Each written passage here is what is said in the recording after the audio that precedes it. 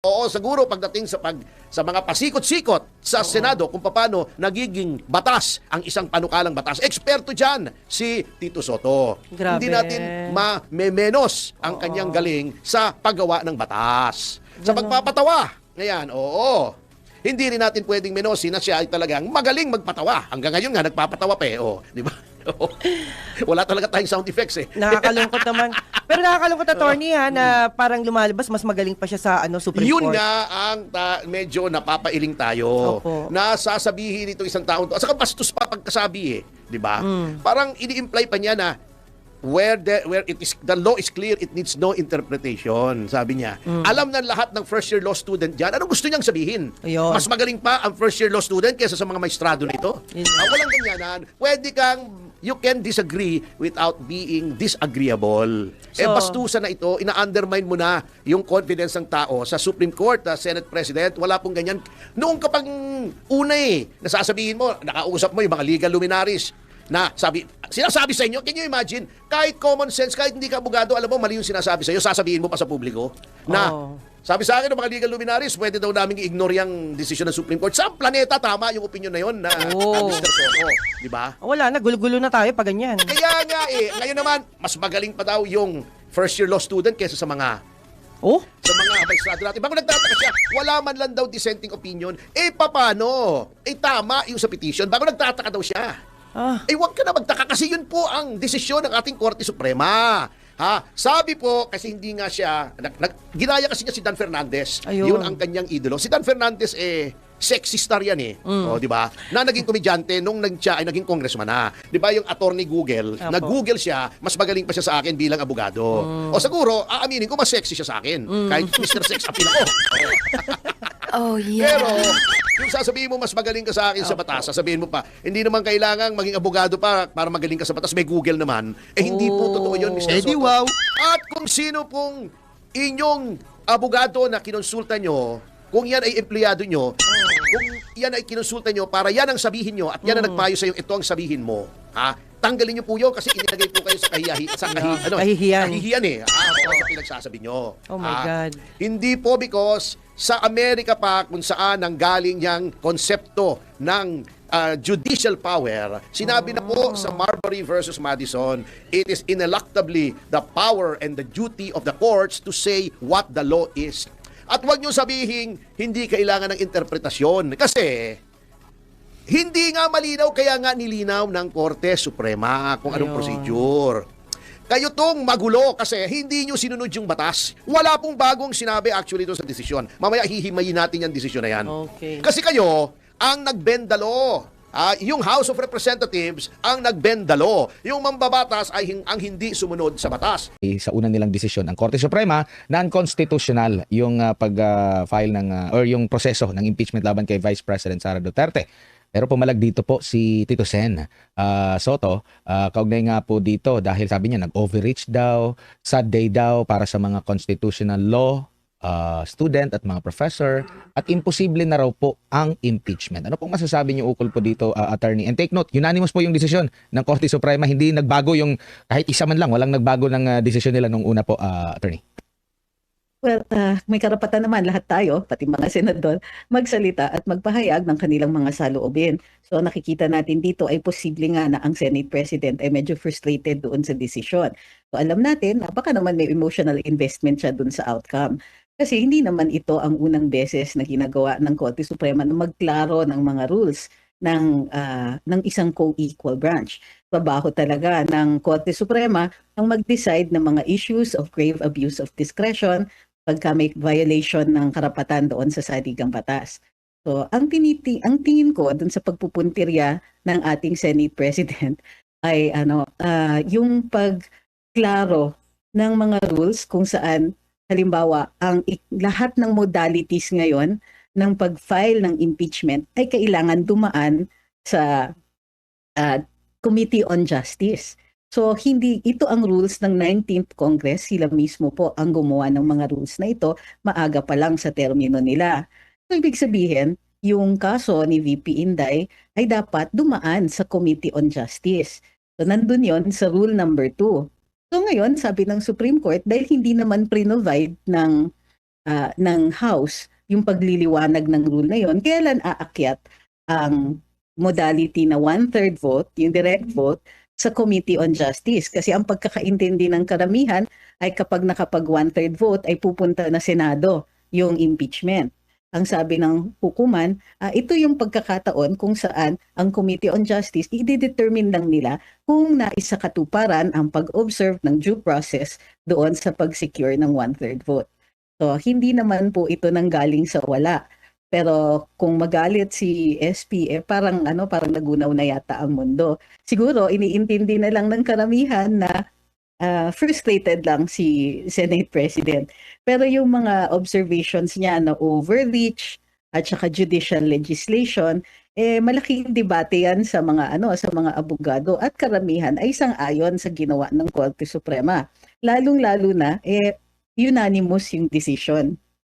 Opo, ang sabi niya ka rin kasi sa mga previous na interview niya after nga nung desisyon ng Supreme Court, para talagang nilagay na niya sa isip niya na mali yung ginawa ng Supreme Court ng 13 mga mahistrado na ito, at yung pagkakamali na ito ay maitatama lang sa pamamagitan ng tsa-tsa. Yung ganun pong klase po ng mga hakbang na dahil frustrated ka, dahil hindi sumasang-ayon doon sa yung pinaniniwalaan, tsaka ka or kaya ka gagawa ng tsa-tsa dahil nga doon po attorney. Kumbaga parang hindi rin yan nire-respeto yung yung sa Supreme Court natin or sa judicial po natin.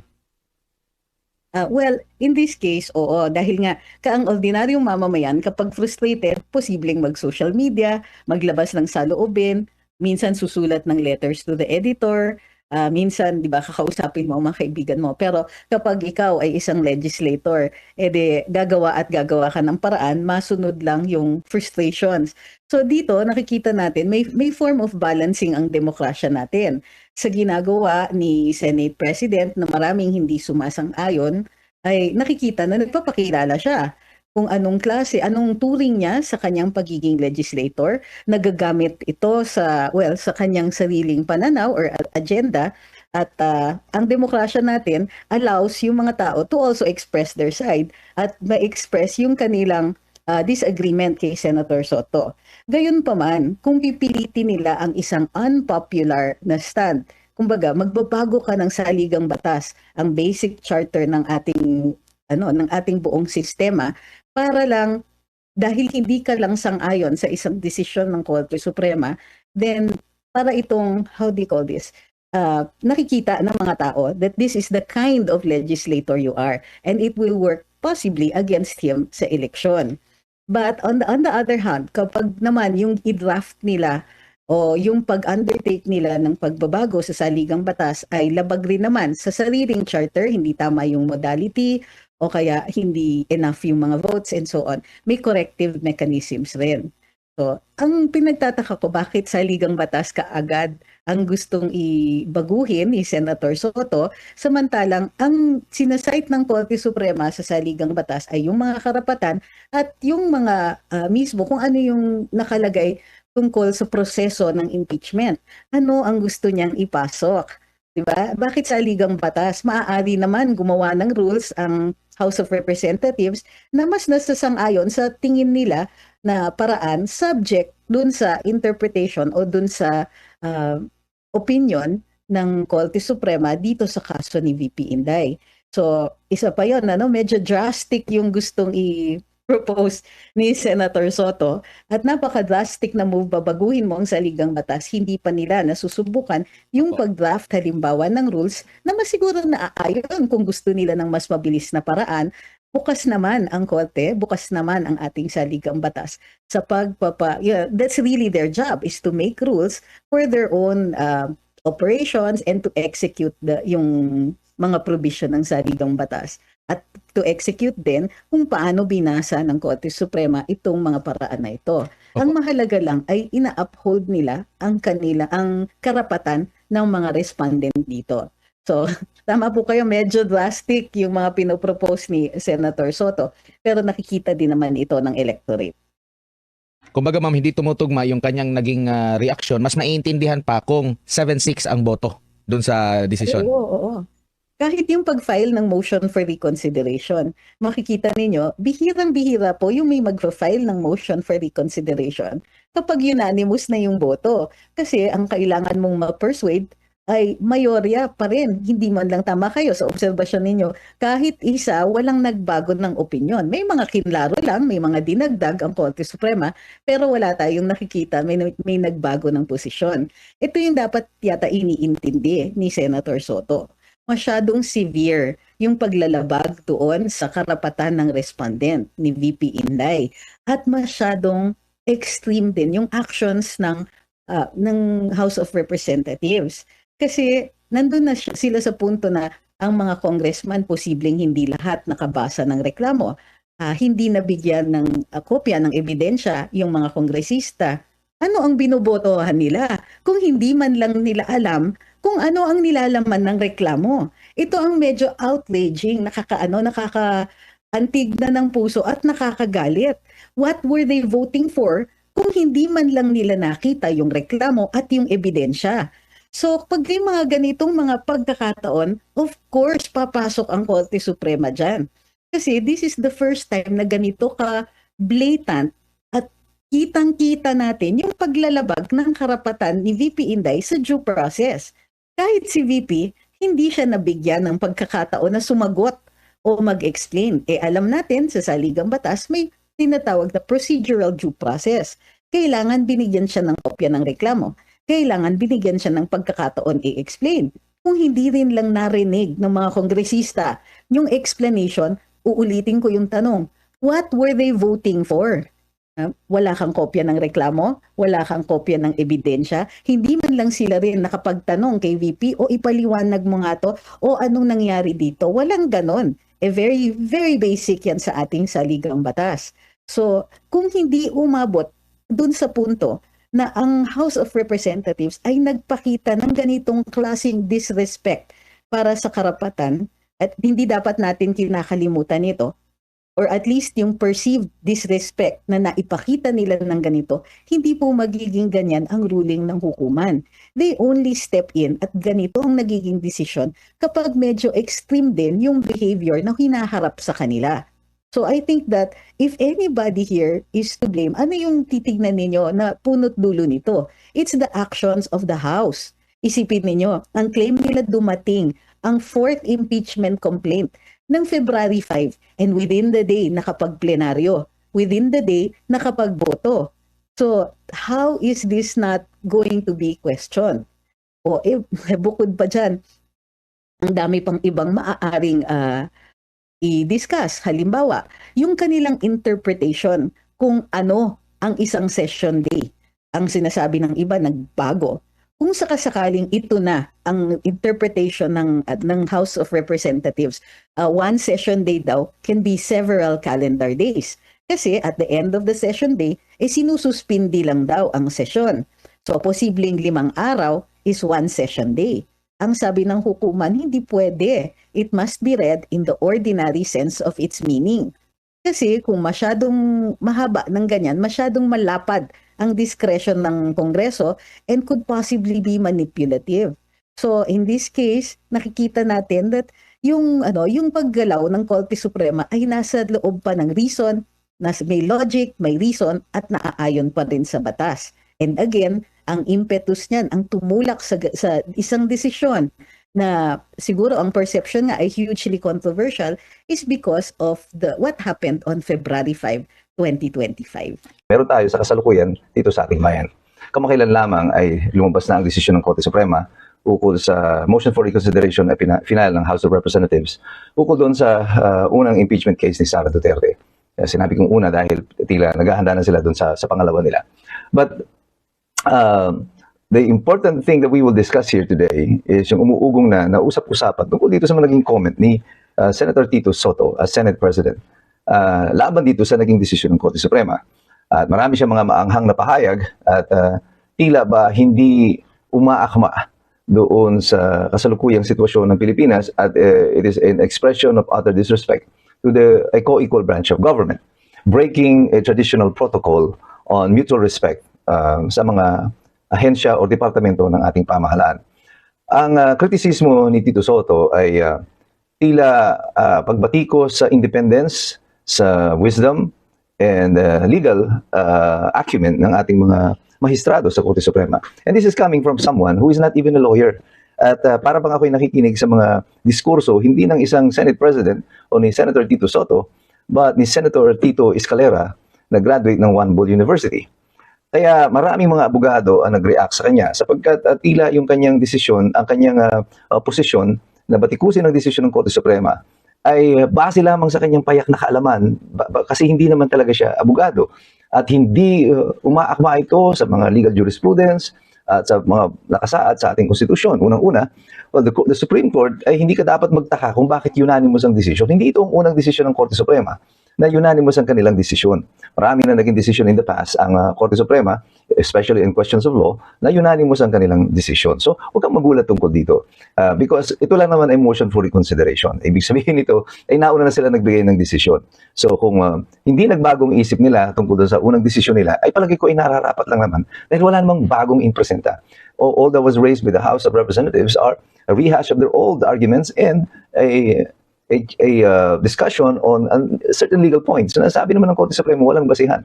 And so we must respect that decision of the Supreme Court. Pero ang importante dito, ang mas nakakatakot sa mga pahayag nila nito, ay tila ba ang mga deklarasyon na ito ay may kasamang mga pagbabanta. Kasi ilang beses binanggit yung impeachment. Pati sa mga miyembro ng Korte Suprema. Sinasabi nga parang pinahihirap, may vested interest daw ang Supreme Court at pinahihirap ang proseso ng impeachment. Para pag sila naman ang mai-impeach siguro, ay mahihirapan daw ang House of Representatives, ang Kongreso, sa pag-impeach ng mga miyembro ng Korte. This is a signal of sorts. Kaya nga, parang warning shot na tinatawag. Parang nung sinabi ko noon, nung si BBM ay nagdeklara doon sa House of Representatives sa kanyang State of the Nation address na mahiya naman kayo. Sabi niya doon sa kanyang mga congressman, nagpalakpakan naman yung mga congressman, parang doon sa kwento ni Iskambro. Well, sinabi ko na noon, ito ay warning sa mga kaalyado ni Presidente Marcos. Huwag kayong bibitaw sa akin, otherwise kakasuhan ko kayo. At ito na nga ang nangyayari ngayon. Nagkakasuhan na ng mga pili na mga miyembro ng Kongreso sapagkat yung mga marami pa na pumili o pinili na manatili doon sa kampo ng Presidente na humihina na sa kasalukuyan both politically and physically is being rewarded, nire-reward sila ng hindi pagsasampa ng kaso sa kanila. Kaya merong nakaamba sa kanilang mga kutsilyo at mga baril para ba kayo ay huwag tumutol sa akin. Pero itong position that the Senate President has taken, the more important thing here to consider is not just yung hogwash o walang kakwenta-kwenta ng mga argumento ni Tito Soto because that is already obvious to the nation and it's already been discussed by many analysts and legal experts. But what I wanted to point out here and to call out is the Senate. Ang mga miyembro ng Senado, ang Senado noon pa has always been known for their independence. This has been the training ground of many presidents of the country. And they have been known for their independence, for their legal acumen. Maraming mga senador ay naging presidente, ay mga abogado. And pag ikaw ay nakarating na senador, ang ibig sabihin niyan, ikaw ay matalino. Presumably. Pero this time, ang mga senador natin, nananatiling tahimik at hinahayaan na si Tito Soto ang sumalamin sa kanila bilang mga senador. Kayo bang lahat dyan ng mga senador ay pumapayag na kung ano si Tito Soto bilang isang senador ay ganun din kayo? Na ang kanyang kaalaman ay siya na rin kaalaman ninyo? Na ang kanyang mga prinsipyo ay kumakatawan din sa kung anong prinsipyo meron kayo? Well, kayo ang sasagot niyan. Pero kung ako yung senador na naandyan, ay siguro hindi ako papayag na isang Tito Escalera ng One Bull University ang magre-representa at magsasalita para sa akin. Siguro, sapat na meron kayong sinumpaang tungkulin bilang mga senador at alam ninyo na umaasa sa inyo ang maraming mga Pilipino para gawin ninyo ang nararapat. Hanggang kailan kayo mananahimik? Hanggang kailan kayo uupo na lamang sa isang sulok habang ang institusyon na kinabibilangan nyo ay nabababoy na at nababastos na, pinagtatawanan na ng sambayanan dahil sa mga ginagawa ng inyong mga pinuno? Well, it seems as if change is about to come, I hope, because there are already rumors that by tomorrow, or this is already tomorrow, by today, there will be a change of leadership in the Senate. Well, I certainly hope that that rumor will hold true at ang umuugong na balita ay babae daw ang magiging new Senate President. Well, others are hoping it will be Amy. Ako ang bet ko dyan, if it will be a female, and there will be a change ng liderato ng Senado, it might be Pia Cayetano. I hope. I hope not Riza Hontiveros. But I would bet that it would be Pia Cayetano kung magkaroon man ng change of leadership. Because mas madaling mag-shift yung alliance niya because the minority ay nandun yung kanyang kapatid. And with Pia Cayetano, I think she will be able to bring with her the Villars and some other senators if this will happen. Sana nga magkaroon naman ng totoo at genuine na pagbabago dito sa Senado. Nevertheless, kami, ang buong sambayanan, ay nagmamasid sa inyo, nagbabantay sa inyong lahat, at patuloy kaming makikilahok sa usapan ito. Pero sa aming paglahok, patuloy kaming magsisipag-aral sapagkat alam namin, mahirap makialam ang taong walang alam. So God bless you, God bless us all, mabuhay ang Republika ng Pilipinas.